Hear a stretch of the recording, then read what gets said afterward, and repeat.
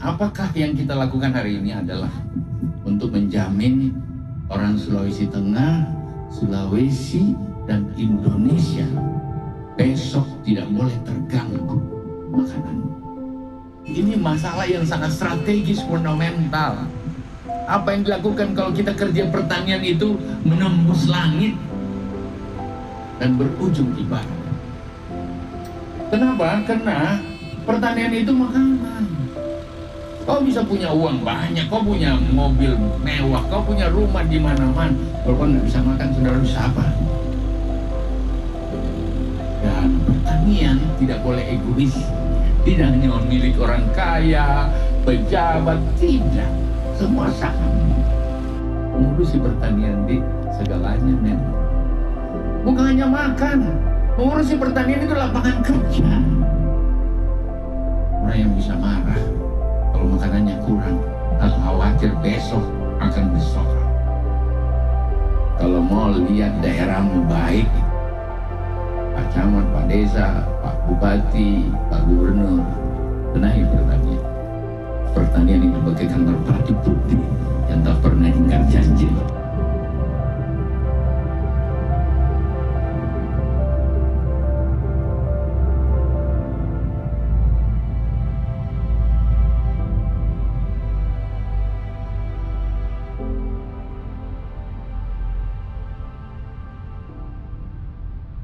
Peran dan tanggung jawab dari Dinas Tanaman Pangan dan Hortikultura Provinsi Sulawesi Tengah, khususnya dalam memberikan sumbangan sektor tanaman pangan hortikultura dalam pengentasan kemiskinan juga penanggulangan stunting di Provinsi Sulawesi Tengah pada khususnya. Berbicara soal kemiskinan, sektor tanaman pangan dan hortikultura merupakan sektor yang berperan penting baik dalam mempengaruhi tingkat kemiskinan itu sektor tanaman pangan agak besar. Nah, perlu intervensi program yang diharapkan mampu mengangkat sedikit perekonomian masyarakat khususnya daerah pedesaan. Faktor ini adalah yang menyebabkan atau menjembatani mendasari kami mengeluarkan program pengentasan kemiskinan by name by address melalui kegiatan peningkatan pendapatan petani miskin. Hasil identifikasi, inventarisasi tahun 2023 ini kami mencoba intervensi 1.000 kepala keluarga petani miskin yang betul-betul masuk dalam desil 1 sesuai dengan data yang dikeluarkan Menko PMK. Bantuan ini secara total di Provinsi Sulawesi Tengah itu berjumlah 15 desa dari 4 kabupaten. Itu yang kami berikan bantuan pada tahun anggaran 2023 ini. Langkah-langkah yang diambil pada bantuan ini, kami dari Dinas Tanaman Pangan dan Hortikultura Provinsi Sulawesi Tengah mendapatkan data dari Bapeda melalui data P3KE. Dari sana kami melihat kabupaten mana yang menjadi prioritas. Kemudian dari kabupaten tersebut kami melihat kecamatan mana yang paling terbanyak daripada data masyarakat ataupun petani miskin ini. Kemudian kami fokus lagi di antara desa-desa yang di dalam kecamatan tersebut, desa mana yang memiliki data terbanyak daripada tingkat kemiskinan ini, khususnya desil 1. Kemudian setelah kita mendapatkan data tersebut sesuai dengan kebutuhan yang ada, kami melaksanakan sosialisasi di masing-masing desa atau beberapa desa yang kami kumpulkan di satu desa untuk mengikuti sosialisasi baik tentang maksud dan tujuan daripada bantuan maupun secara teknis ya, komoditi yang diberikan untuk dilakukan pada petani. Dari tahap itu kami melangkah pada pemberian bantuan. Ya, pemberian bantuan, namun kami klarifikasi lagi mana data-data yang petaninya itu sudah tidak ada ataupun sudah meninggal dunia dan sebagainya, itu kami gantikan dengan petani yang lain. Nah, setelah itu kami berikan bantuan ini kepada para petani, dan tahap berikutnya adalah pengawalan secara teknis oleh penyuluh pertanian yang ada di lapangan. Dan kemudian kami adakan monitoring dan evaluasi terhadap bantuan ini, apakah sudah ditanam atau belum. Kemudian apakah ada permasalahan atau tidak, itu kami akan upayakan langkah-langkah untuk selanjutnya.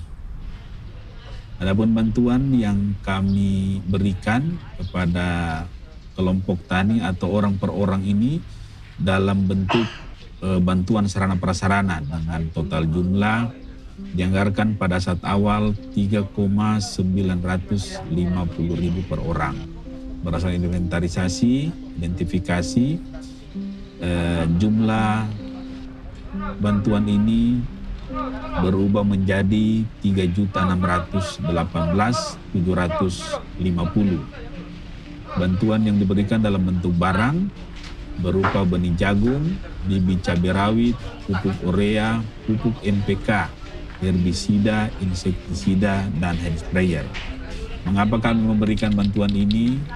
Bukan masuk dalam program padi, karena perlu diketahui dalam intervensi untuk kelompok tani khususnya padi sawah itu kami intervensinya dalam bentuk kelompok. Nah, dalam kelompok tani sekitar 30-40 orang dalam satu kelompok itu berbeda-beda strata sosialnya. Ada yang di atas rata-rata dan ada yang di bawah rata-rata. Berdasarkan identifikasi lagi bahwa 4-5 orang dalam setiap kelompok tani itu merupakan petani yang sangat miskin. Tetapi kita tidak bisa intervensi satu persatu karena mereka terbentuk atau terwadahi dalam satu kelompok. Olehnya, program pengentasan kemiskinan by name by address itu kami intervensi ke varietas atau jenis tanaman di luar padi. Alhamdulillah tahun 2023 kami coba gerak cepat dan menyalurkan bantuan sebanyak 1.000 paket kepada individu petani yang dianggap sangat-sangat perlu diintervensi oleh pemerintah daerah. Bisa dibayangkan bahwa dengan mengentaskan kemiskinan sektor pertanian untuk 1.000 orang saja dari 199.000 data yang ada, itu membutuhkan 3,6 miliar. Ini merupakan angka yang fantastis. Olehnya, Pemda Provinsi Sulawesi Tengah melalui Dinas TPH melakukan intervensi ini secara bertahap. Khususnya desil 1 yang dianggap sangat rentan, 49 ribuan atau 50 ribuan petani ini kita intervensi 1.000 orang tahap pertama di tahun 2023 sebanyak 3,6 miliar. Ini untuk program pengentasan kemiskinan.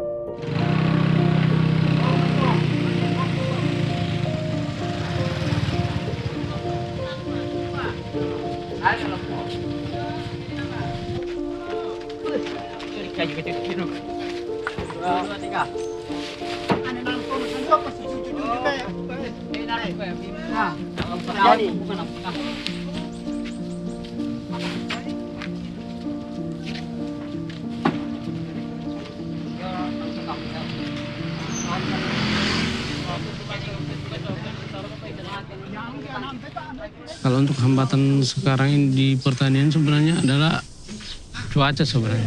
Nah, juga di samping itu kita juga sulit untuk mendapatkan bibit-bibit unggul. Terkadang kita hanya mengambil bibit dari yang pembeli jagung. Intinya kita berutang lah dulu begitu, dan kemudian kita pas setelah panen baru kita tebus lagi di sana. Karena minimnya bantuan kemarin sebelum ini dari pemerintah untuk mendapatkan bibit dan obat-obatan, jadi solusi yang kita lakukan hanya begitu saja untuk pengambilan bibit, pupuk.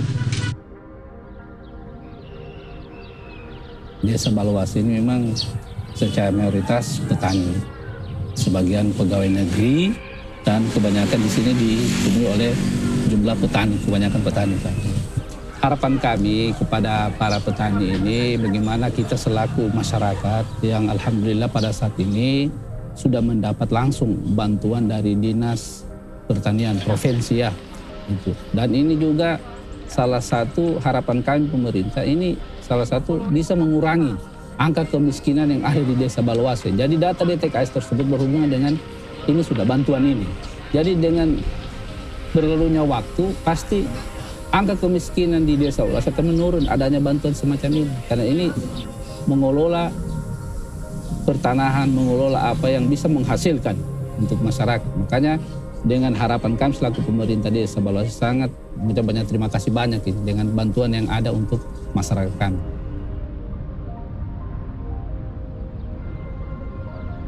Kemudian program kedua ini merupakan program yang vital juga untuk pencapaian visi dan misi Gubernur Wakil Gubernur Provinsi Sulawesi Tengah, yaitu program pengentasan atau pencegahan stunting. Untuk penanggulangan stunting, khususnya kami di Dinas Tanaman Pangan dan Hortikultura Provinsi Sulawesi Tengah, tahun 2021 dan 2022 serta 2023 ini mencoba mengembangkan salah satu jenis padi kaya gizi melalui bantuan benih varietas Impari IR Nutrising ke tingkat kelompok tani di Kabupaten Kota sasaran. Kami merupakan salah satu daerah yang meminta kepada Kementerian Pertanian melalui Balai Pengkajian Teknologi Pertanian agar kami diberi kesempatan mengaplikasikan varietas unggulan baru ini ke daerah-daerah, khususnya kabupaten-kabupaten yang berdasarkan data merupakan daerah yang prevalensi stuntingnya tertinggi. Saya mau kasih gambaran sedikit soal deskripsi Nutrising IR.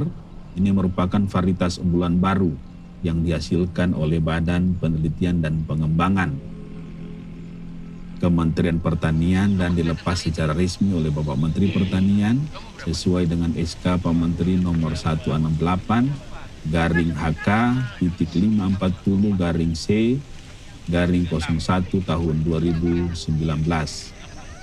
Keunggulan yang dimiliki oleh padi atau beras IR Nutrising adalah memiliki kandungan unsur Z, Zn atau zinc mencapai 34,51 ppm dengan rata-rata kandungan 29,54 ppm atau lebih tinggi plus minus 25% daripada varietas lain. Nah, karena kandungan ini, kandungan zincnya lebih tinggi, olehnya bisa memberikan kontribusi yang signifikan dalam penanganan stunting ataupun pencegahan, mengingat padi merupakan komoditas pangan utama. Olehnya, tahun 2021 kemarin kami coba intervensi varietas unggulan baru tersebut ke 3 kabupaten. Tahun 2021 kami intervensi di Donggala 300 hektar, Parigi Motong 300 hektar, dan Sigi 200 hektar. Tahun 2022 kami coba kembangkan ke Kabupaten Banggai seluas 1.100 hektar. Nah, perkiraan dengan asumsi dasar bahwa setiap hektar mampu menghasilkan 2 ton beras, kami bisa prediksi bahwa tahun 2021 dan 2022 kemarin jumlah luasan yang kami bantu melalui padi jenis Nutrising ini seluas 1.900 hektar. 1.900 hektar dikalikan dengan 2 ton beras, alhamdulillah bisa dihasilkan sebanyak 3.800 ton. Nah, menyahuti angka yang kami anggap fantastis ini, lewat Pemda Provinsi Sulawesi Tengah, Pak Gubernur dan Pak Wakil Gubernur itu mengeluarkan surat himbauan ke pemerintah kabupaten kota agar memanfaatkan beras hasil pertanaman Nutrising dialokasikan bagi ibu-ibu yang dalam kondisi hamil sebagai salah satu bentuk pencegahan stunting. Nah, kami juga rencana mengalokasikan 2023 padi jenis Nutrising ini ke 3 kabupaten. Banggai Kepulauan 150 hektar, Buol 350 hektar, dan Sigi seluas 500 hektar. Sehingga diproyeksikan 2023 ini juga ada sekitar 1.000 hektar tanaman padi yang akan menghasilkan beras Nutrising sebanyak 2.000 ton. Berbicara soal peningkatan produktivitas pertanian, kaitannya dengan pencegahan stunting dan pencegahan kemiskinan sangat erat. Nah, kami punya beberapa program untuknya sektor tanaman pangan hortikultura. Saya perlu kasih gambaran di sini bahwa ada salah satu program yang bisa mengikat ketiga program yang merupakan fokus dari pemerintah daerah Provinsi Sulawesi Tengah. Program peningkatan indeks pertanaman yang merupakan program kunci dari sektor pertanian secara nasional, itu salah satunya dengan program IP 400. Nah, IP 400 ini memberikan gambaran bahwa selama ini petani yang biasanya menanam setahun 1-2 kali, melalui IP 400 diharapkan terjadi peningkatan pertanaman dari 2 per tahun menjadi 3 bahkan 4 dalam setahun. Jika program ini berjalan sebagaimana mestinya, dan kami sudah programkan di Provinsi Sulawesi Tengah tahun 2021-2022 itu ada 10.000 hektar sasaran program IP 400 yang diupayakan pertanaman 4 kali dalam setahun. Bisa dikalkulasi bahwa dengan IP 400 terjadi peningkatan atau penambahan luas panen. Luas panen seluas 20.000 hektar, yang dulunya 20.000 sekarang menjadi 40.000 hektar. Nah, 20.000 hektar ini dengan sendirinya terjadi peningkatan pendapatan petani sektor tanaman pangan. Nah, jika dalam pelaksanaan IP 400 kita kombinasikan dengan penanaman FUB tadi, sehingga hasil yang diperoleh dari pelaksanaan program IP 400 sekaligus merupakan sumber energi baru bagi program penanggulangan stunting. Besar harapan kami dengan pelaksanaan program peningkatan IP 400 yang diharapkan menjadi pendobrak bagi peningkatan kesejahteraan petani, kemudian penanggulangan kemiskinan dan pencegahan stunting di Provinsi Sulawesi Tengah adalah semoga para petani yang memperoleh atau melaksanakan program ini bisa secara kontinu atau bersungguh-sungguh dalam mengaplikasikan program, karena program ini tidak akan berhasil jika saja petani tidak memberikan support dalam bentuk dukungan pelaksanaan program. Karena dengan adanya IP 400 secara hitung-hitungan tadi, kami bisa memberikan gambaran bahwa dalam 1 tahun ada peningkatan yang sangat signifikan. Ada puluhan miliar yang bisa petani peroleh dengan aplikasi program, sehingga memberikan tambahan penghasilan. Dan kemudian jenis atau varietas yang ditanami jika dikombinasikan dengan varietas unggulan baru Nutrising, otomatis sesuai dengan pepatah bahwa sekali mendayung 2-3 pulau, sekali melaksanakan program penanaman 2-3 program besar yang merupakan visi misi dari pimpinan kita Pak Gubernur dan Pak Wakil Gubernur bisa tercapai lewat sektor tanaman pangan dan hortikultura. Sekali lagi, kami sangat mengharapkan keseriusan dari kelompok tani ataupun para pelaku usaha di sektor pertanian dalam melaksanakan program yang pada akhirnya memberikan sumbangan peningkatan ekonomi, pertumbuhan ekonomi bagi masyarakat di sekitar dan bagi Provinsi Sulawesi Tengah pada umumnya.